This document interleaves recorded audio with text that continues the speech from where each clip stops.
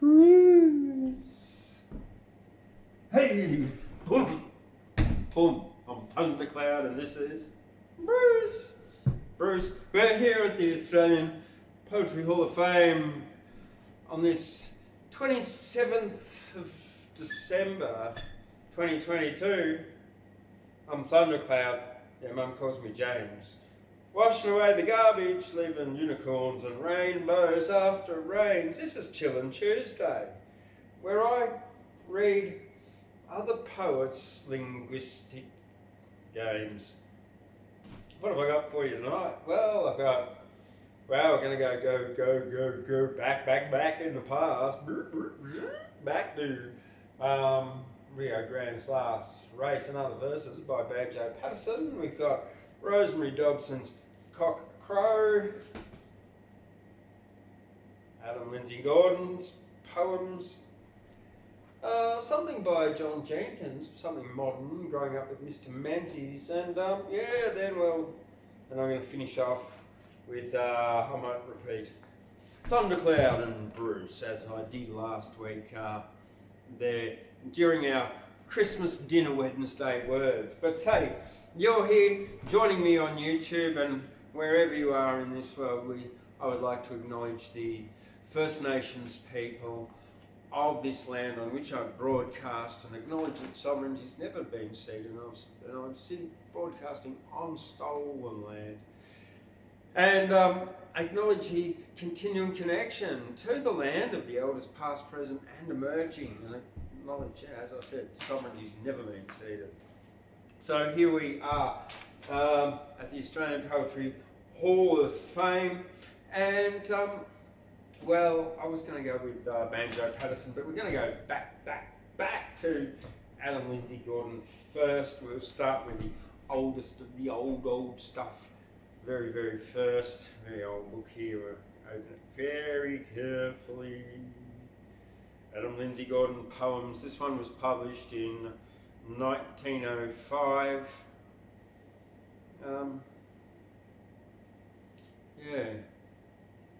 The role of the kettle drum. Let's see. HA Massina and Co. Howie Street, Collins Street, and Little Collins Street, Melbourne. So that was the publisher.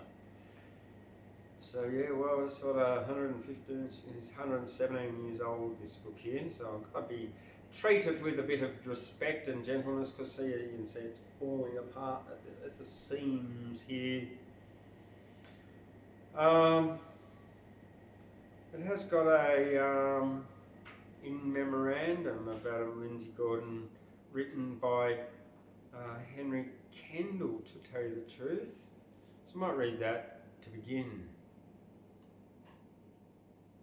At rest, hard by the margin of that sea, whose sounds are mingled with his noble verse, now lies the shell that never more will house the strong, fine spirit of my gifted friend.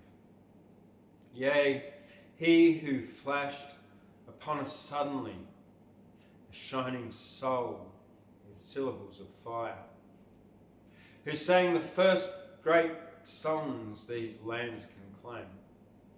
Well, not actually. To be their own, the one who did not seem to know what royal place awaited him within the temple of the beautiful, has passed away, and we who knew him sit, aghast in darkness, dumb with great grief, whose stature yet we cannot comprehend, while over yonder churchyard, hearsed with pines, the night wind sings its immemorial hymn, and sobs above a newly covered grave. The bard, the scholar, and the man who lived that frank, that open-hearted life which keeps the splendid fire of English chivalry from dying out, the one who never wronged a fellow man, the faithful friend who judged the many anxious to be loved of him, by what he saw and not by what he heard. As lesser spirits do, the brave great soul that never told a lie or turned aside to fly from danger, he, I say, was one of the bright company of this sin-stained world, can ill afford to lose. They did not know. The hundreds who had read his sturdy verse and revelled over ringing major notes, the mournful meaning of the undersong, which runs through all he wrote and often takes the deep autumnal half-prophetic tone of forest winds in March. Nor did they think that on that healthy-hearted man there lay the wild specific curse which seems to cling forever to the poet's twofold life. To Adam Lindsay Gordon, I who laid 2 years ago on Lionel Michael's grave a tender leaf of my regard, yea, I, who culled a garland from the flowers of spring to place where Harper sleeps, I, left alone, the sad disciple of the shining band, now gone, to Adam Lindsay Gordon's name. I dedicate these lines, and if this is, 'tis true, that past the darkness of the grave the soul becomes omniscient, then the bard may stoop from his high seat to take the offering and read it with a sigh for human friends in human bonds and grey with human griefs. And having wove and proffered the poor wreath, I stand today as lone as he who saw at nightfall through the glimmering moony mists the lasts of Arthur on the wailing mere, and strained in vain to hear the going voice. Henry Kendall.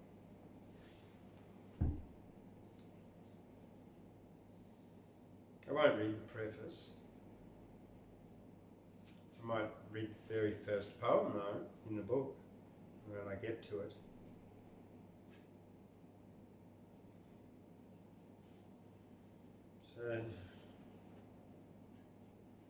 So the very first one in here, oh, it's quite a long poem. It's called The Ode to the Kettle Drum, or The Lay of the Last Charger. It's all about war. It looks like it'd be about that Boer War, I would be guessing. So I'm going to move forward and go to Sea Spray and Smoke Drift. And it's got a subtitle, Podus, Okus.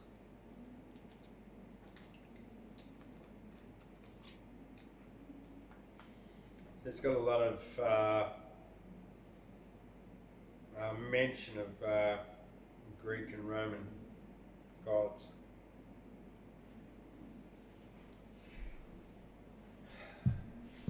Am I waking? Was I sleeping? Dearest, are you watching yet? Traces of your cheeks of weeping glitter, 'tis in vain you fret. Drifting ever, drifting onward, in the glass the bright sand runs, steadily and slowly downward, hushed are all the myrmidons. Has Automedon been banished from his post beside my bed? Where has Agamemnon vanished? Where is warlike Diomed? Where is Nestor? Where's Ulysses? Menelaus, where is he? call them not more dear your kisses than their prosings are to me. Daylight fades and night must follow.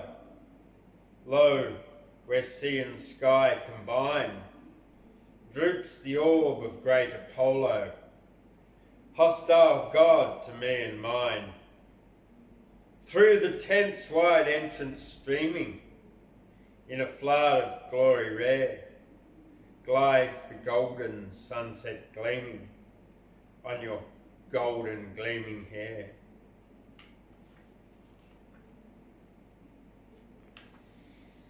Chide him not, the leech who tarries, surest aid were all too late. Sure afar the shaft of Paris, winged by Phoebus and by fate.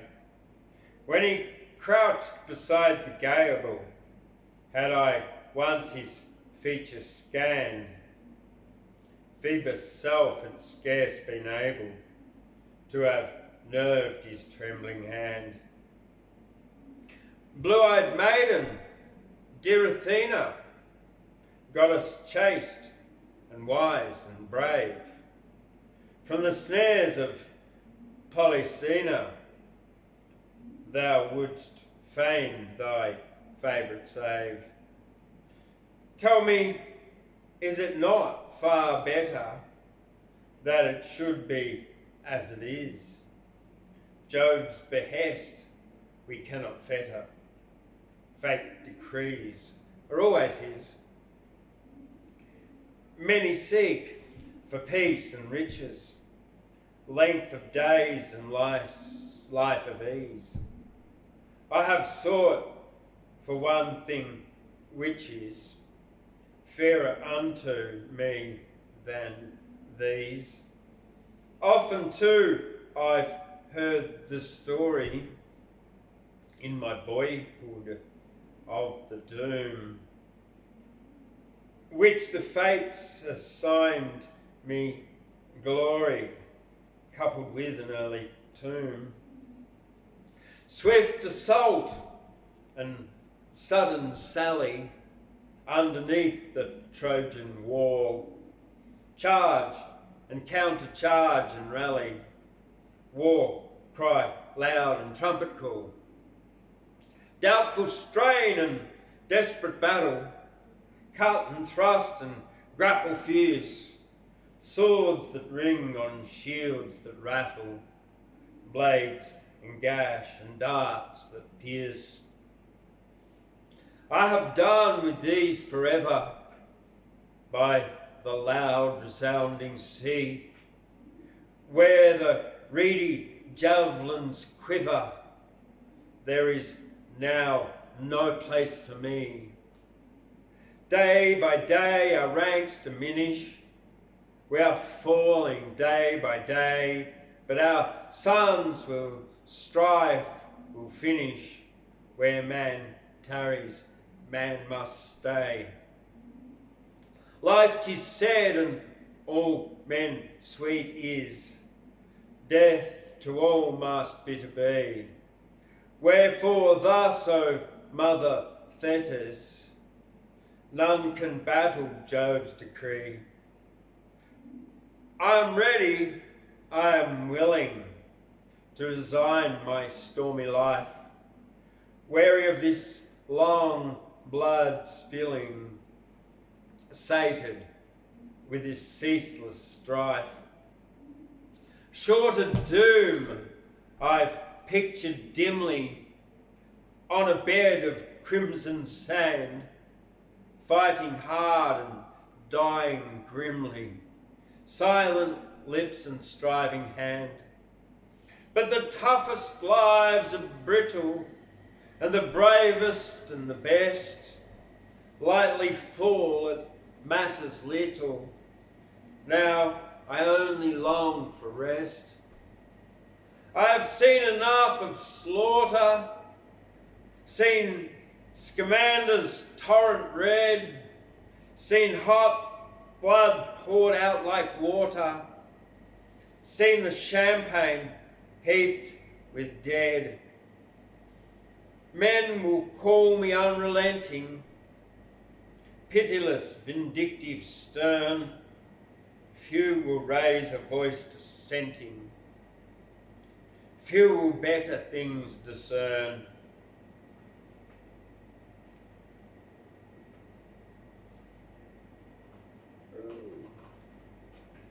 Speak, the fires of life are reeling, like the wildfires on the marsh. Was I to a friend unfeeling? Was I to a mistress harsh?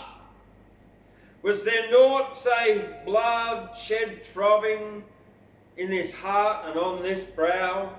Whisper girl in silence throbbing, dead Patroclus, answer thou.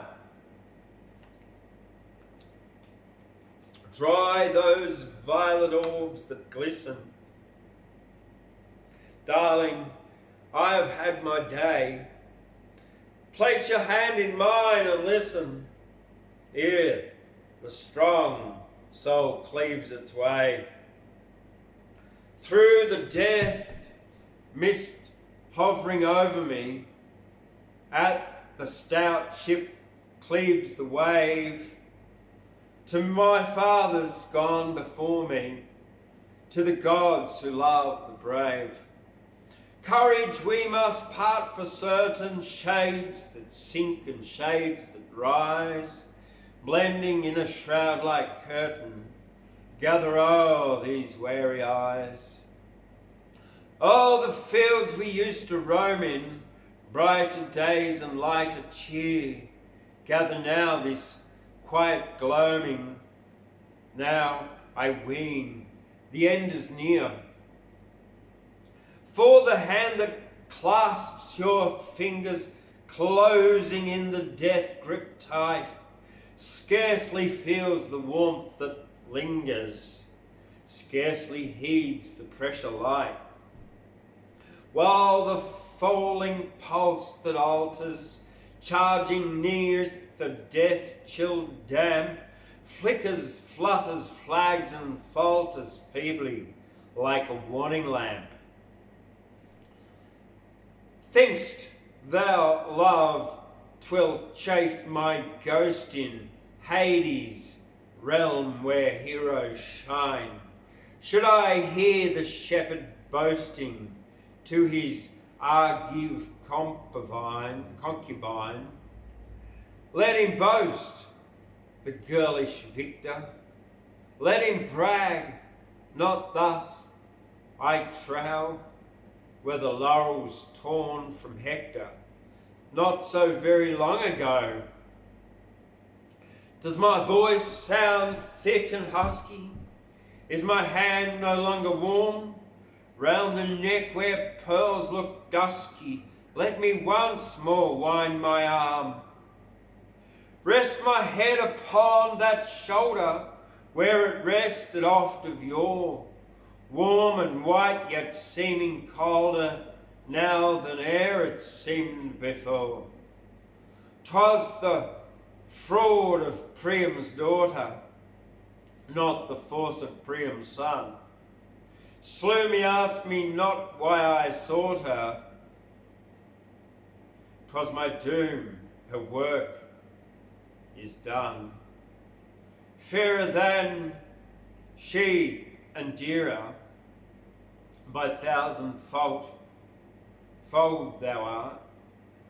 Come, my own one, nestled nearer, cheating death of half his smart.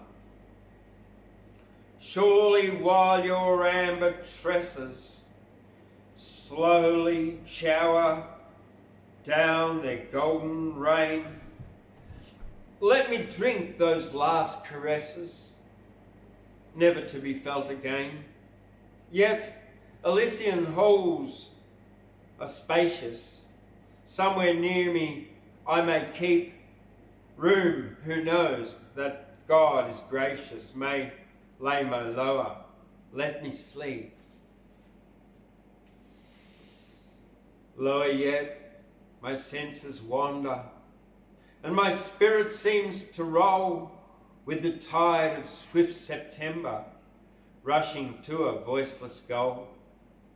In my ears, like distant washing of the surf upon the shore, drones a murmur, faintly splashing. 'Tis the splash of Charon's car. Lower yet, my own Briseros, denser shadows veil a light. Hush, what is to be is. Close my eyes and say goodnight. Lightly by, lay your red lips kissing on this cold mouth while your thumbs lie on those cold eyelids pressing. Pallas, thus thy soldier comes. Wow, that's a bit of an epic poem, but very beautiful, all the same. Adam Lindsay Gordon, look him up, one of our earlier poets. Time for a sip of water.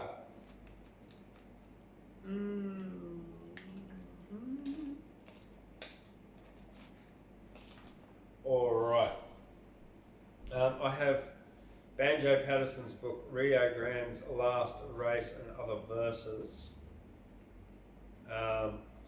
So we might as well just dive right in to Rio Grande's Last Race. So Rio Grande was a horse, obviously.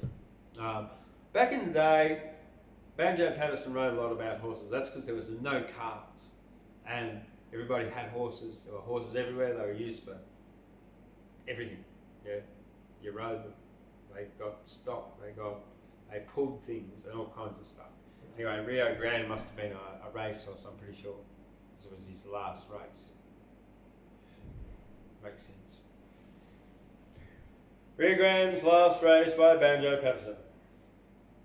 Now, this was what Macpherson told while waiting in the stand, a reckless rider overbold, the only man with hands to hold the rushing Rio Grande. He said, this day I bid goodbye to bit and bridle rein, to ditches deep and fences high, for I have dreamed a dream and I shall never ride again. I dreamt last night I rode this race, that I today must ride, and can't ring down to take my place. I saw full many an old friend's face come stealing to my side.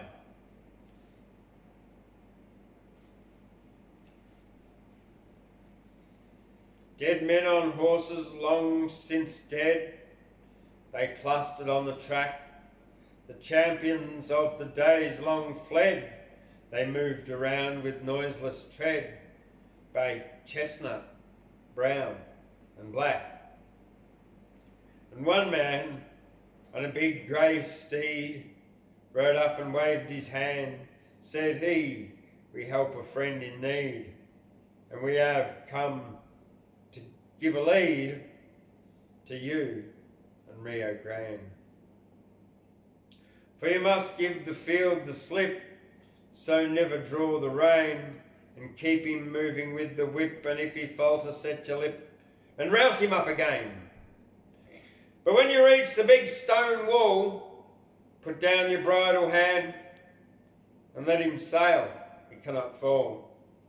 But don't you interfere at all, you trust the old Rio Grande. We started, and in front we showed the big horse running free, right fearlessly and game he strode, and by my side those dead men rode with no one else who could see. As silently flies a bird, they rode on either hand. At every fence I plainly heard the phantom leader give the word, make room for Rio Grande. I spurred him on to get the lead. I chanced many a fall, but swifter still each phantom steed kept with me at racing speed. We reached the big stone wall, And there the phantoms on each side drew in and blocked his leap.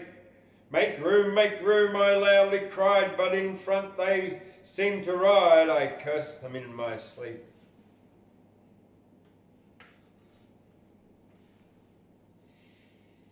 He never finished he faced it. Game. He struck it with his chest, and every stone burst out in flame, and Rio Grande and I became as phantoms with the rest. And then I woke, and for a space, all nerveless did I seem, for I have ridden many a place, but never one at such a pace, is that fearless dream.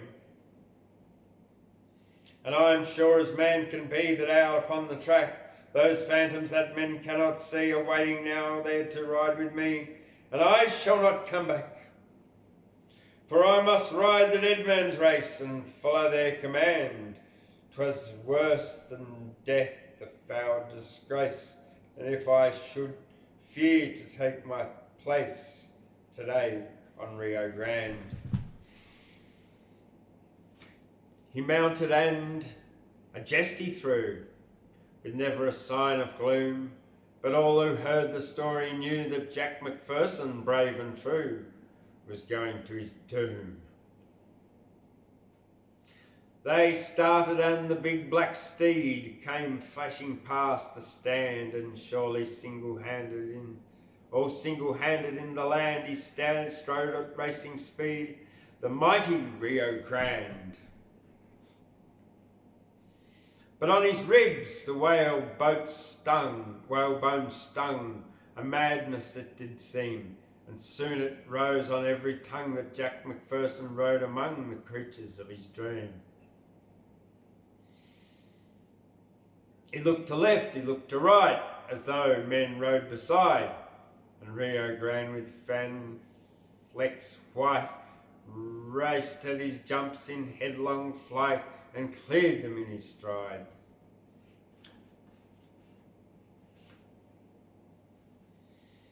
But when they reached the big stone wall, down went the bridle band, and Lord, we heard Macpherson call, "Make room or half the field will fall, make room for Rio Grande." He's down, and horse and man lay quiet by quiet side. No need the pallid face to scan, we knew with Rio Grande he ran the race the dead men ride. Wow. Yes, Banjo Paterson's Rio Grande's last race.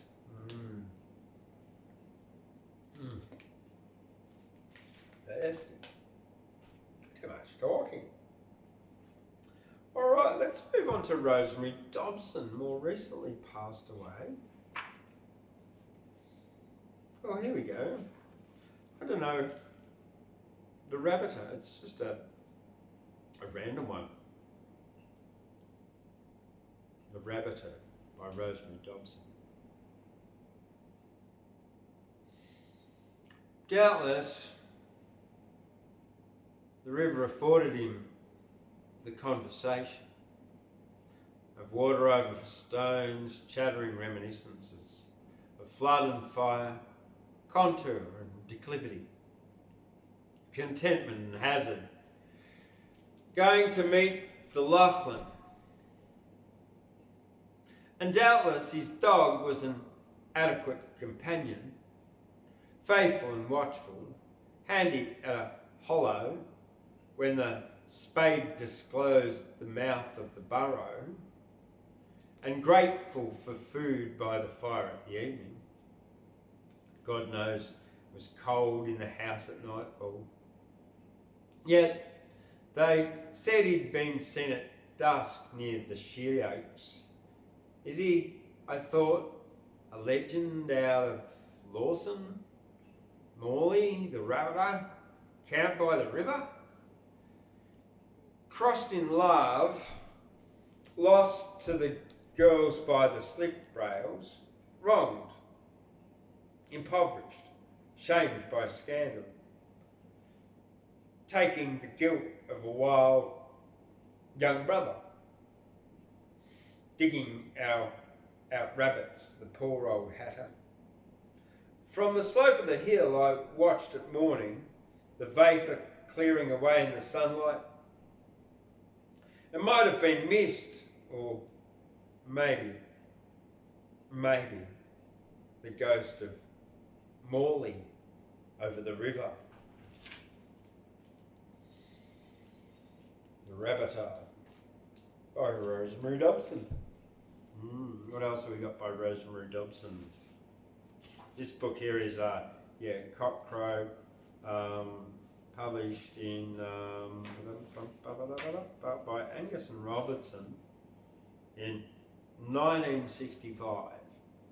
That makes it 57 years old. That's a pretty old book, but that's all good. Dry River.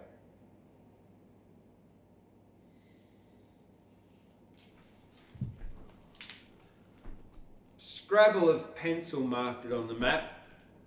The road, the blunt-nosed monster, thrust at the aching grasses blown the wind's way.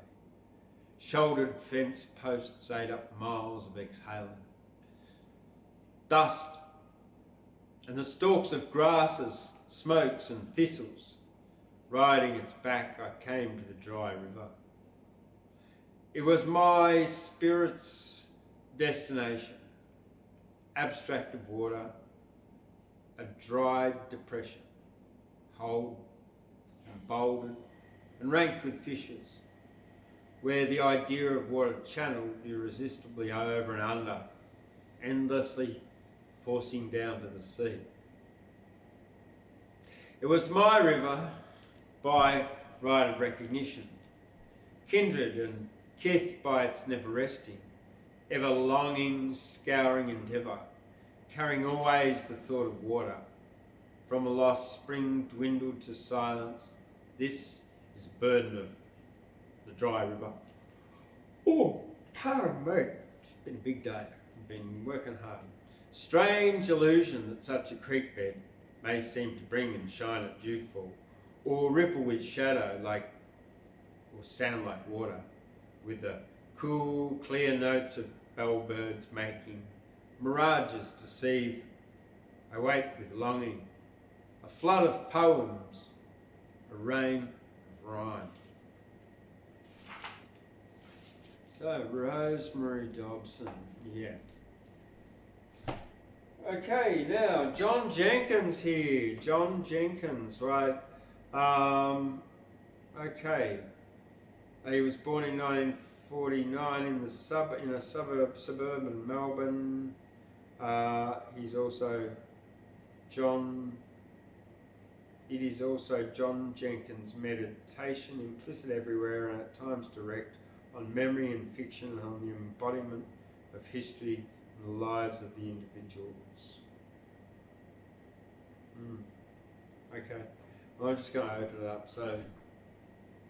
and randomly read from somewhere.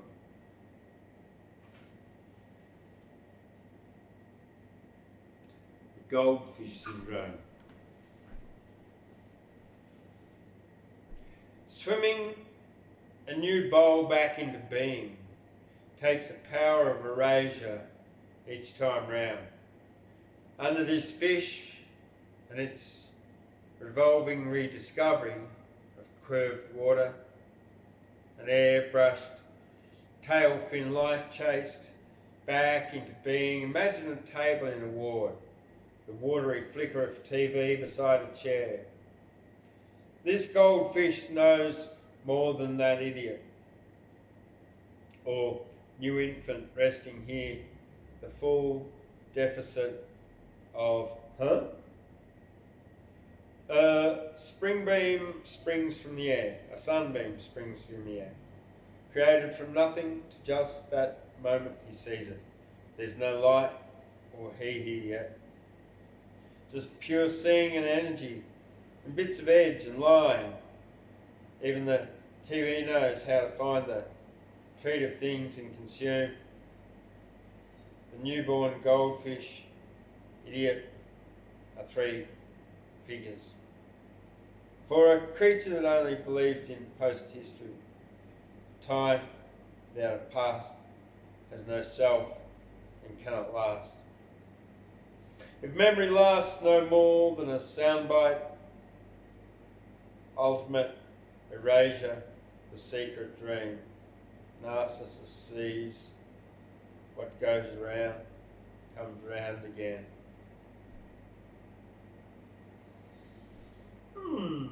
Very good. All right. Well, that's John Jenkins there, and we're coming up to the end of Chillin Tuesday here in Guyra at the Australian Poetry Hall of Fame. And as I said, I would read one of my poems about okay. Let's read about a fly first. A fly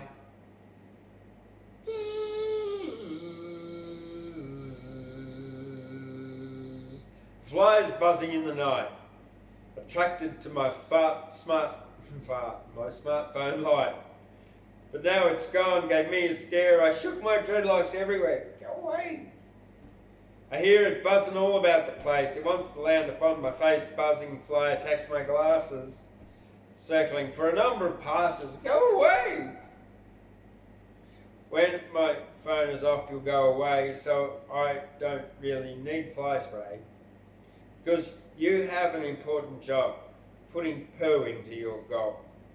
Oh, buzzing fly in the night, attracted to my smartphone light. I'll leave you alone if you leave me. And don't put your pooey feet on me. No, go away.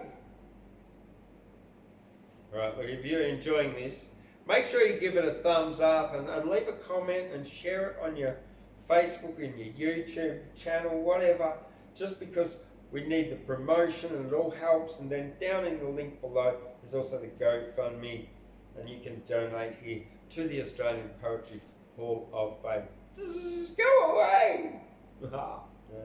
Something like that. Alright. Alright. Oh well. Something along the lines of Banjo, Paterson. But this is 2022. Mulga Bill from Eagle Hawk. 2 verses. 2022. It was Mulga Bill from Eagle Hawk who caught the cycling craze, sold his e-scooter on Gumtree, which served him many days. Dressed himself in lycra, the colour of his cycling team, then sat around in coffee shops just so he'd be seen. He walked into a cycling shop and said, I want a bike of carbon fibre with faster wheels. Red's the colour I'd like. He wheeled his new bike out the door, but didn't get too far. He put it on a rack on top of his SUV car. Yeah, that's it. Now, so one of the things I listened to last week about Sadhguru was talking about perception and expression. How it's like a choice between diarrhea or constipation. Expression, blah, blah, blah, blah, blah. Some people just blah, blah, and some people just perceive. And what did he say? Which one's better? Well, neither. It's better to be healthy. But anyway, this inspired me.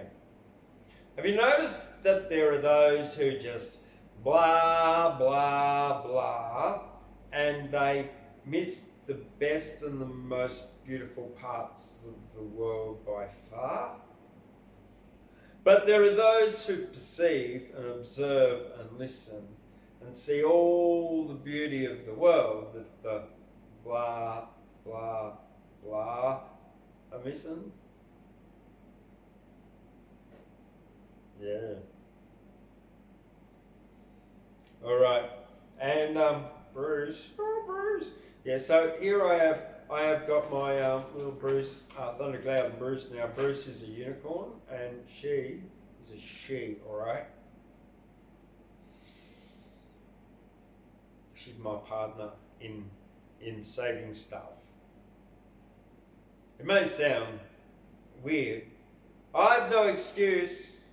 I've got a unicorn friend and I've named her Bruce. She's a delight. Bruce and I never fight. We fly around the universe every 28th night. We've been to Venus and Mars. Yes. Mars has no guitars, and the shillers up on Venus, they don't wear no bras. Bruce and I love to sing. Bruce can make our ears ring. We harmonise our voices for levitating and flying. And when we want to change our state, we change how we vibrate. To teleport together, change our vibration rate. Hey, woo. Did you see that? He just went, like, teleported over there, like that. Hey, and back. Whoa.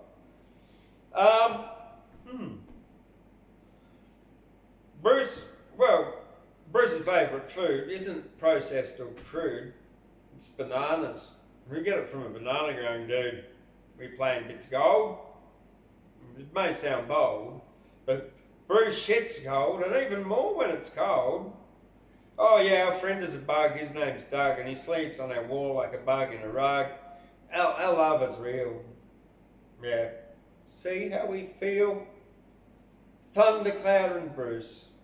And we've got a friend who's Pink Cockatiel. We like to play and laugh every day. But when we can't, we're such good friends that we're just happy anyway. Bruce. Oh, what do you want, James? I'm not James, I'm Thundercloud. Oh, sorry, Thundercloud. I love you too, Bruce. I've got a headache. Can you massage my head? Yes. Oh, Bruce, you're so good at massaging my head. Excellent. I've got a sore horn. Can you massage my horn? Yeah, sure. How's that, Bruce? That's really good. You're funny. It's clean now. All right. Well, that's it from me. And I'll see you here tomorrow night for Wednesday Words. Yes, here from the Australian Poetry Hall of Fame. I'm Thundercloud, washed away the garbage, leaving rainbows after rains. And hopefully I'm not so tired tomorrow.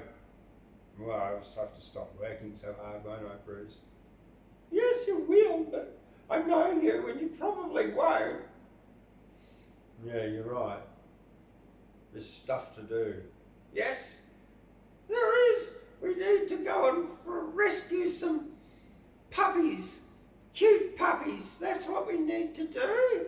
Okay, Bruce. Let's go and rescue cute puppies. Can I ride you? Yes. All right. Well, I'm Thundercloud. This is Bruce. We're off to rescue some cute puppies, and we'll see you tomorrow night here, Wednesday Word, from the Australian Poetry Hall of Fame. I'm Thundercloud. Okay. Right, off we fly. Vroom. See you later.